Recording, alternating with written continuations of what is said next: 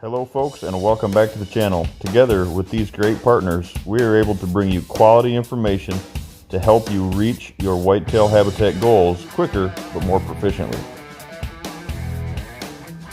Northwoods Whitetails, Plot Doctor, Harper Growing Solutions, Scent Thief,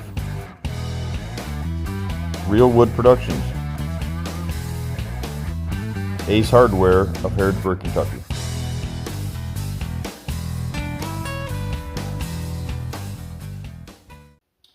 Hey folks, welcome back to the channel. If this is your first time here, I surely appreciate you stopping in. If you're a repeat subscriber and viewer of the channel, surely appreciate you stopping in as well and your continued support. Today, guys, what we're going to talk about over coffee talk here this morning, right? We're going to talk about some mistakes, and I hate to use the word mistake, hence the word that the reason I just kind of checked up there. Mistakes, to me, are the stepping stone to getting it right? I guess it's kind of a learning curve, right? The older I get, maybe if you're in my age bracket, right? If you're more of the mature bucks watching the channel, right? That'll resonate with you. The mistakes that we make, whether it's life experience or in the deer woods or family or friends or whatever that case is, life in general, right? I think there's a lot to be said with taking mistakes, building on them, and making the situation better. The issue that I see is there's a lot of folks out there across the country that reach out to me, my clients, through the channel or the clients they get to visit, that know that they need to make a change. The problem with it is before they make that educated change, they make that educated jump to the next step. What happens is there's social media, influencers all over the country that they see or hear or a buddy recommends, and they get sucked into these, what we call traps, right? Guys, I'm not saying, I'll be the first one to admit it, I'm not saying that I know everything. But I've been in the industry long enough, and I've been doing this long enough that I can weed out these fads, right? A lot of these fads, I think, have a lot to do with just what we're going to talk about today, the mistakes. So before you make that, if you're in that situation and you know that something needs to change or something needs to, you want to try something different to see if it's going to make the change that you've heard of, I highly recommend stepping back and making sure it's a fit for you. It makes sense long term. It's just not that quick fix, right? So we're going to touch on this one. It's got a lot to do with food plots. You flip on any social media channels right now, you're going to hear the word food plots, deer feed, what people are doing, how they're trying to better the property. Food plotting, right? So here's the list that we're going to start, and these can get controversial, and I'm going to try to do my best in a short time window here that we've got to kind of explain these. Let's label this food plot mistakes, right? So like I'm saying, it's not a finger pointing saying you're doing it wrong. I'm just saying food plot mistakes, meaning there is a way to learn from the mistake and make it better. Without that experience of it being a mistake, I don't think that you can take it to the next level if you haven't done that wrong. I have done that wrong. I have learned from the school of hard knocks, like I always tell you guys. And that's why I'm able to tell you not to do these things, right? So, and some of these have to do with the way that my mind works and the way I design too, right? So we're going to start it off, guys, with probably one of the, it is a fad, and I understand the reason, the thought process, let's say that, right? I don't think I understand the reason. I think I understand the thought process. Number one food plot mistake that I see across the country, whether it's your summer and or your fall food plotting strategies, is fencing off your food plots. Now, that's going to ruffle some feathers, and I understand that. So here's why I don't recommend fencing off your food plots. The older I get, the more that I take this business to the next level. I do not recommend doing that for a few reasons. The number one thing that we're going to talk about, guys, is I was tagged I had seen it, and then I was tagged, or sent not physically tagged through that video, but I was sent a link to this. There was a very well-known hunter in the professional deer hunting world, I guess you could say, the other day that made a video promoting electric fence company, a company. And one of the terms in there, or one of the sayings that he had, they videoed this, and they were excited to announce that they had video of deer going to them food plots, and watch that they're getting shocked at that food plot, and they're leaving and they don't come back. That alone right there should be enough to tell you you don't want to fence your food plots off. Now, yes, there's some of those that are, not a high voltage situation, but guys, here's the deal. Anything that zaps a deer to make them not want to go to a field, I can't wrap my head around why you would want that in your strategy. If you're telling them that you don't want them there to begin with, I mean, making a hard fence around that and opening up, gates or something be one thing, but why in the world would you want to zap them like you would a bear or an intruder, and not want? They don't forget that stuff. They won't forget that stuff, guys. So that's the biggest thing there is you're asking for trouble doing that. The food plot is something where it's a very social event. It's a very strong piece of the puzzle. Why in the world would you want to shock them and advertise that they're not coming back? It must have worked. Big mistake. Second part of that is this. If you need your food plotting strategies, you need your food plots to be working with you 365 days a year. It's a very routine, it's a very important piece of the puzzle to create a routine. Hence the reason that I promote summer food, right? Summer food, summer soil building techniques. A healthy food plot with the soil condition correct in the summer is what makes a healthy food plot in the fall. There might be some things that you need to add to it, might be some things that you need to take away, soil samples exposed, stuff like that.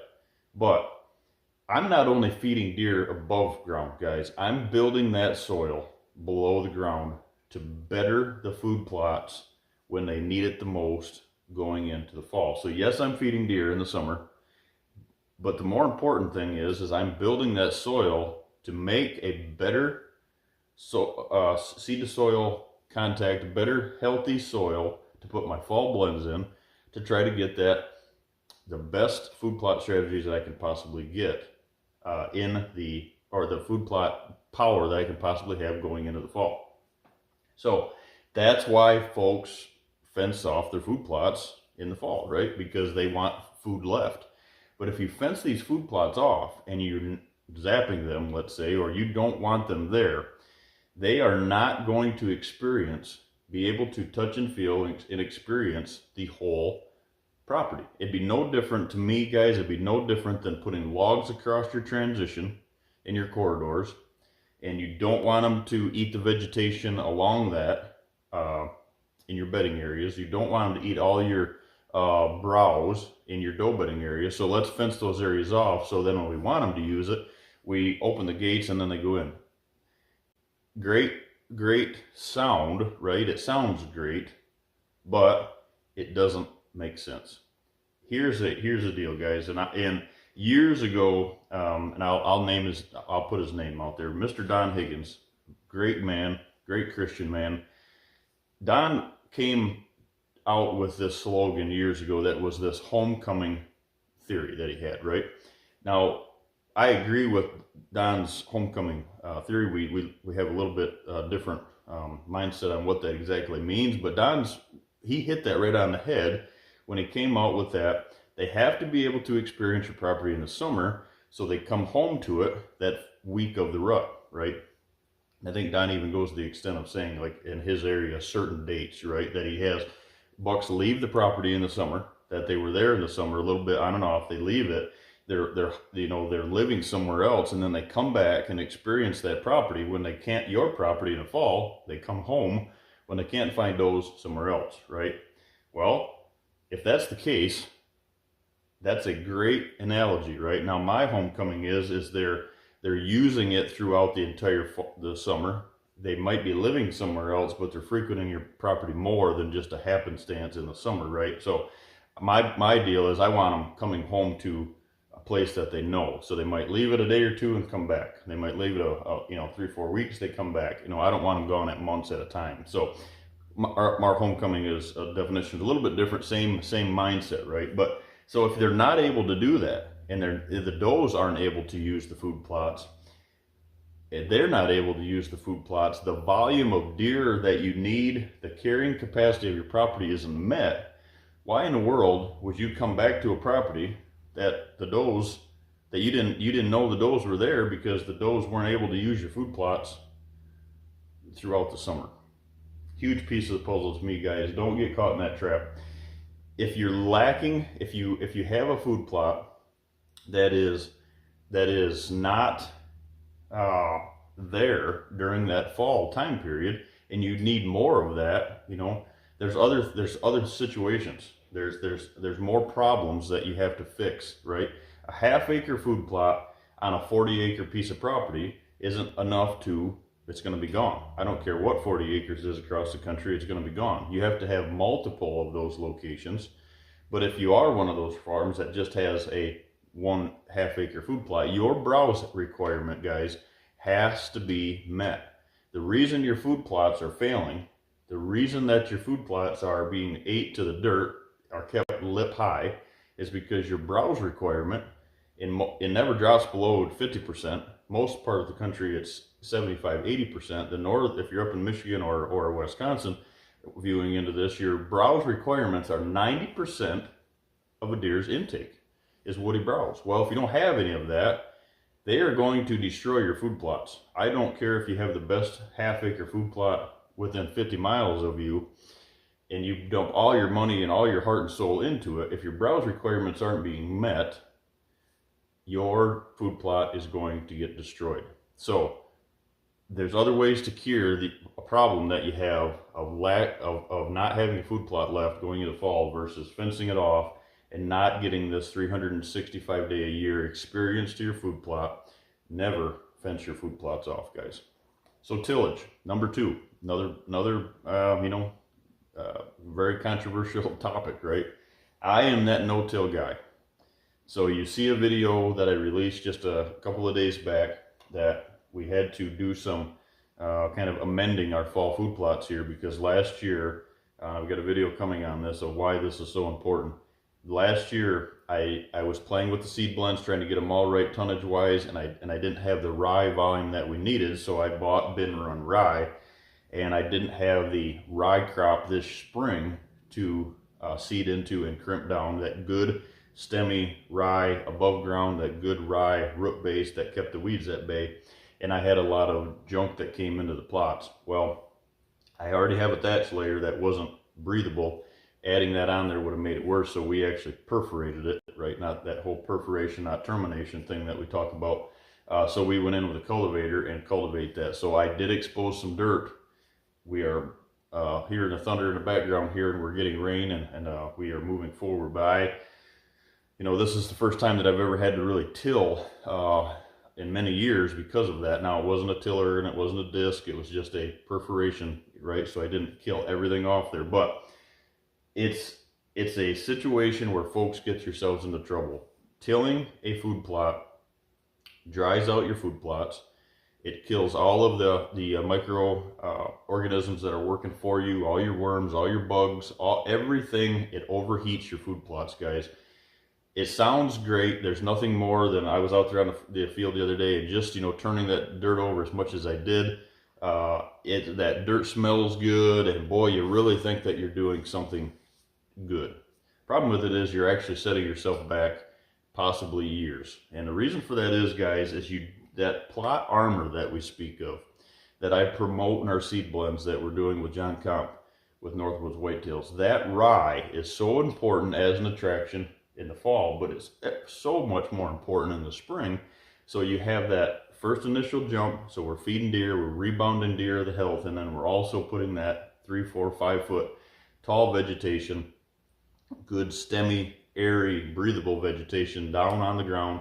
So you have that good breathable thatch layer to promote a thatch layer and armor protecting that food plot. So that's something that I wish everybody could try.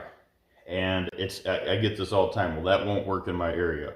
It will work in your area. There's no area around the country that I've ever touched with everybody from the east to the west coast, north to south, that I've done properties with and helped build this program, that it's not worked. There are a lot of the parts of the country, though, that here is one of them. John Comp up in northern Michigan, up there in that rocky mess up there.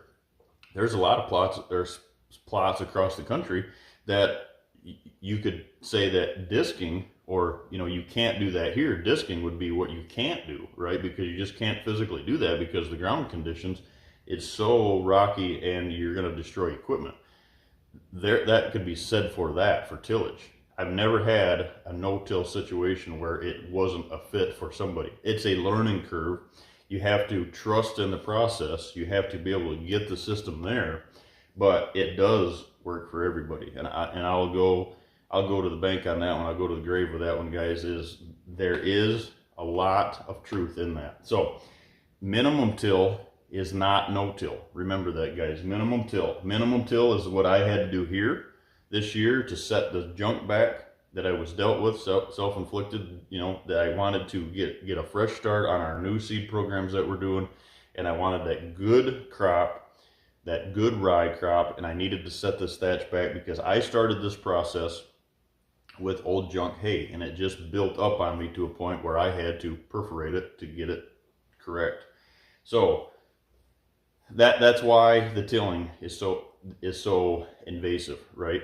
You're drying everything out. We won't go into great detail on the rest of this, guys, but you have to be able to put that plot armor on top of that dirt. It is so important to keep it covered so you don't dry out, because your neighbor's food plots and everybody else in the country that's tilling is fretting the rain.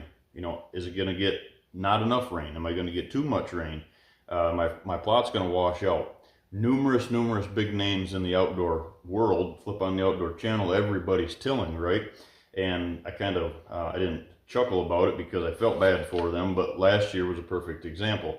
I was in the lodge one day, flipped on the outdoor channel, just like everybody else in the world, and here is this big name to do, and he is out in his food plots and everything washed away, and there's 3 weeks before the season, and now he's replanting, and oh my God, it's just a devastation. Well, if you would have done a no-till approach and had that mindset of not tilling and not pulverizing your plots to death, you wouldn't have had that situation. So like I said, guys, big learning curve, big controversial topic, but it is the strategy for the most successful food plotting strategy that I can give all my clients across the country. There is a time to till when you first build a food plot and you're first starting the process, or you need to set a thatch layer back or something like that. It's not something you want to do every year. No-till is the system. Whether you're drilling, broadcasting, and or doing both of those, whatever that case is, no-till means no-till. Not light till. No-till is zero-till. So, separate video, but the number 2 mistake. Number 3, guys, all these are controversial, right? But number 3 is probably could be listed at number 1. Hunting over your food sources. It's a huge learning curve, such as tillage is. Hunting over your food plots, guys, can make or break your property. And there's actually a number 4 that will probably add on to this, but it'll make or break your property.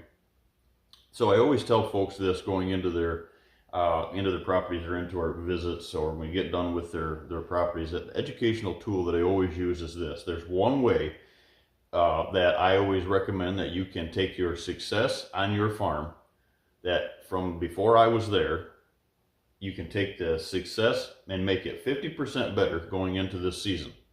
And everybody's like, that's the one thing that you can do, and it's 50% better without doing any habitat work at all.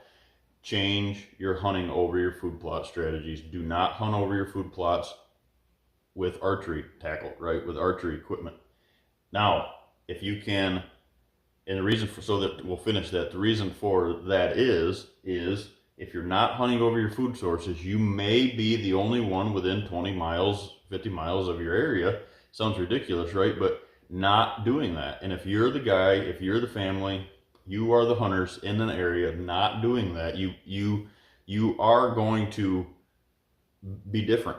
That pressure where those deer feel more comfortable on your food sources, on your property in general, aren't getting blown off from there in the morning and the evening, and that pressure spectrum is different than on your piece than it is somewhere else. That alone is going to set a more inviting property. The second step to that is not shooting does early, and that's a separate video, but that's why. Creating pressure that you can't stop. High pressured states, guys, are even more important not to do this. So definitely don't hunt over your food plots early season with a bow or with a bow at all. Second step of that is if you can hunt a shot plot and you can get away from a food source, I'm all about it. But you have to be able to get away from that food source. And I have a lot of folks that still think if it's dark, just because they can't see you, you're getting out of that. It's the invasion of getting to the food plot, getting off the food plot. It's not just only blowing the food plot out. It's a huge destruction. Second thing is, like I said, you guys not shooting does early because everybody else is doing that. Everybody else is tuning the bow in, and starting this pressure chain that, like I said, can't stop, right? Because everybody else is doing it. Be the person, be the family, be the farm in the neighborhood that's doing something different. Those 2 points can totally change your success just by doing those two things. So, and I know that's a tough one because, like I said, flip the outdoor channel on, everybody's hunting over a food source. It's just not, it's not the norm, guys. It's not the everyday hunter strategy that should be implemented into that, into the common Joe's property around the country, right? Now, there is a time to do that from a gun blind. Every one of my gun blinds that I have on my farm can, what I call, service a food plot. I can reach out and touch a food plot. You'd be crazy if that spot permits it. You'd be crazy not to be able to reach out and touch one of those food sources, right? But I'm 100 yards from it. I can crack the door on the blind, I can get gone. I'm not only just watching a food plot, I'm watching the transition, I'm watching the backside of doe bedding, I'm watching a water source, I'm watching so much more than just looking at the end of the rainbow at the pot of gold on a food plot and waiting for them last couple minutes of daylight when those bucks are on their feet hours before that. So those are the three most important ones that I can help you with this year. Just put a lot of thought into that, guys. I think there's so much different strategies and different talk that goes out there about, you can do this, and there's probably people out there saying that what I'm teaching is wrong too. But when you're able to have a background like I've got in a high pressured state, living in a high pressured state, first of all, being born and raised in that situation, and then going into guiding where we had a high volume of hunters, and now doing what I do now full time for a living, guys, I can say that I'm very well rounded on that high pressure, what not to do, what to do and what not to do. So food plots, guys, can be a great tool, but they are probably one of the two, the other one's a different video, but trail cameras, one of two issues that ruin more properties than make them better. So these three things, guys, are the common mistakes that I see, and there's a little information on how not to get caught there and not to make those mistakes.